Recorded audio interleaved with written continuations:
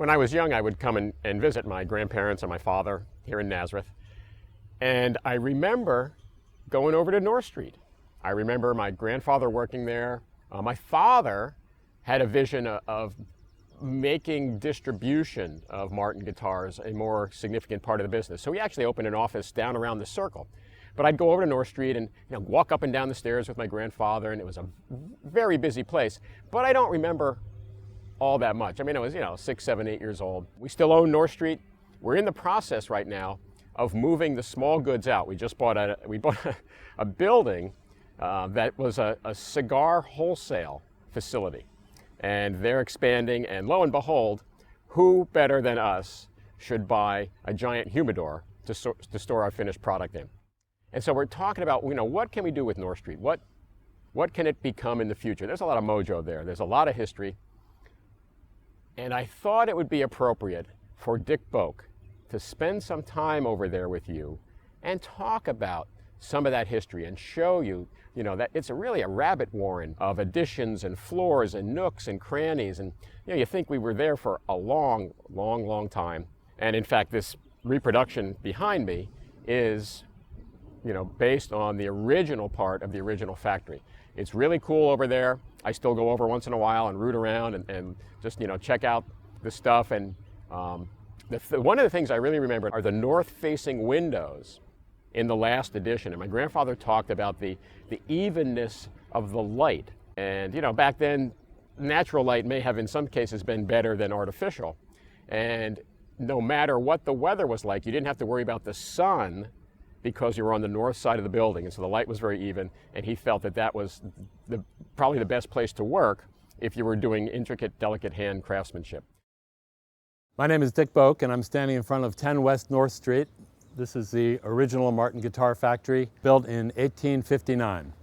C.F. Martin Sr. emigrated from Markneukirchen, Germany, came to New York City, stayed there for 6 years, and in 1839 moved to Nazareth, set up shop on Cherry Hill for 20 years until 1859, and then built the homestead here, which is on the corner, and shortly thereafter began construction of the factory in 1859.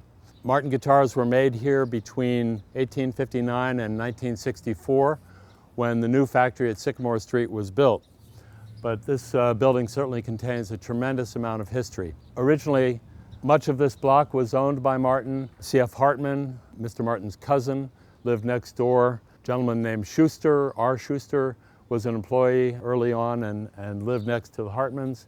And on the other side of that, on Main Street here, C.F. Martin Jr., the son of C.F. Martin, our founder, had his residence. Over the years, the building has been expanded upon many times. As I said, the original building, the brick portion, was built in 1859, but this barn portion to my right here was added in 1880. Some machinery was put in, part of the Industrial Revolution, and mandolin construction demanded more space. The last section over here, which forms an L, was added in 1925 with a first story, and then again in 1926, and it's thought that this section was added for machinery purposes as well as increased ukulele production.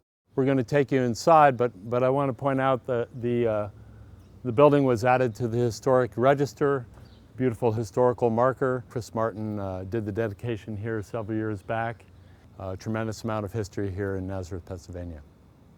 We're inside the North Street plant now, just inside the front door. This is the ground level, but below us is a basement of sorts that contains a cistern and a stream, actually, that connects to the original homestead next door.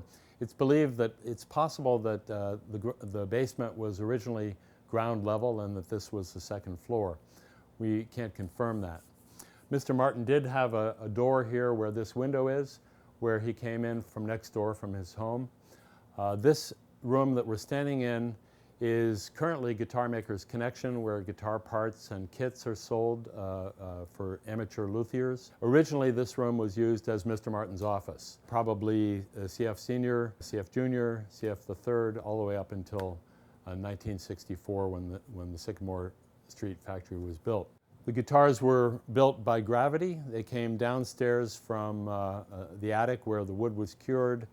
The machining was done, the handcrafting of the instruments on the third and second floor, coming down to here where the guitars would have been final inspected and packed.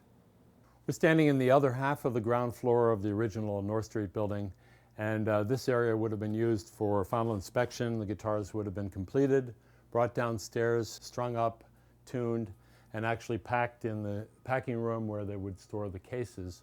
This room here would have been the original barn addition that was done in 1880.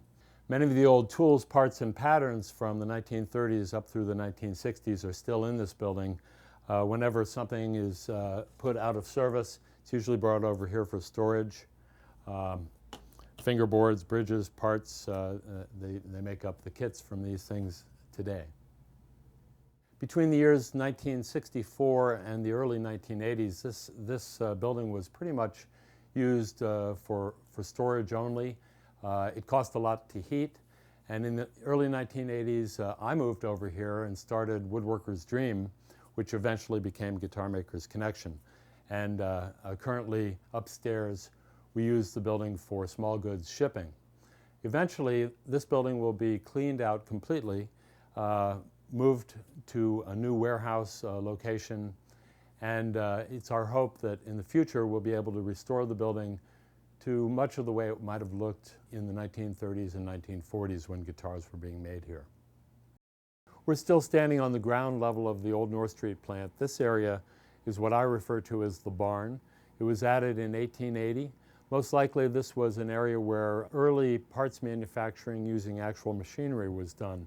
There would have been a steam engine that drove a number of machines, table saw, drill press, shaper, bandsaw perhaps, all located in a line and driven by one single leather belt. And the worker could simply engage their machine by pulling a lever. This area would have also been used for case and parts storage, packing up the instruments before they're shipped.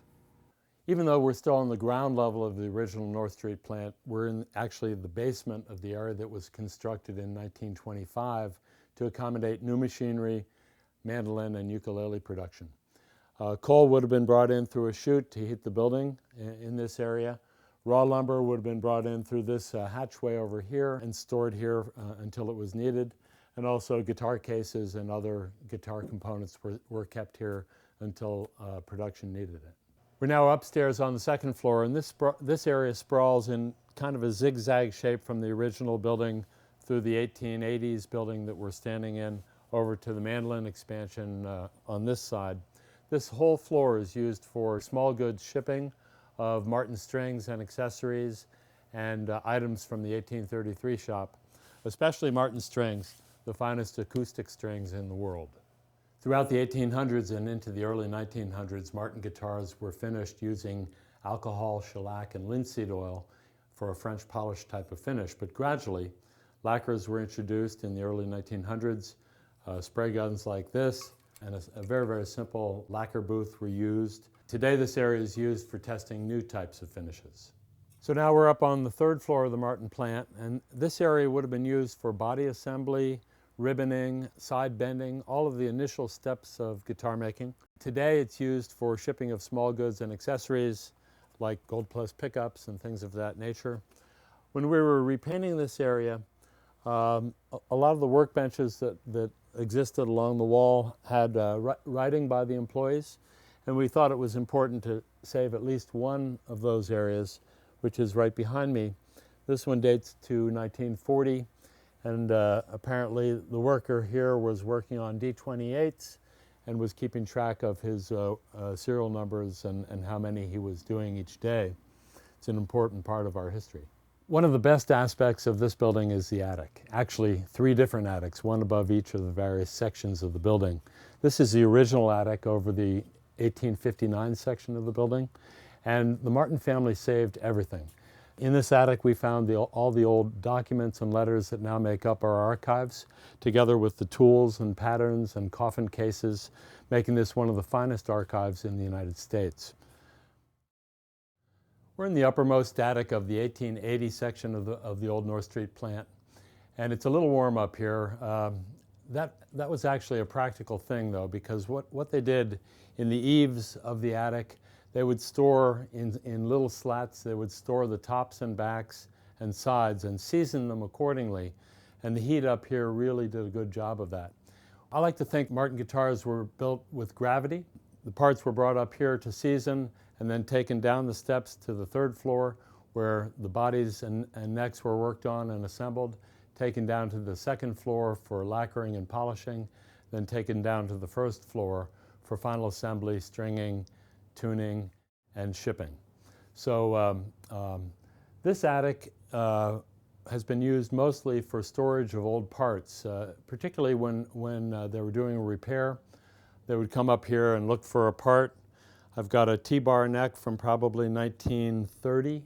This is a 12-fret dreadnought neck that really pretty precious.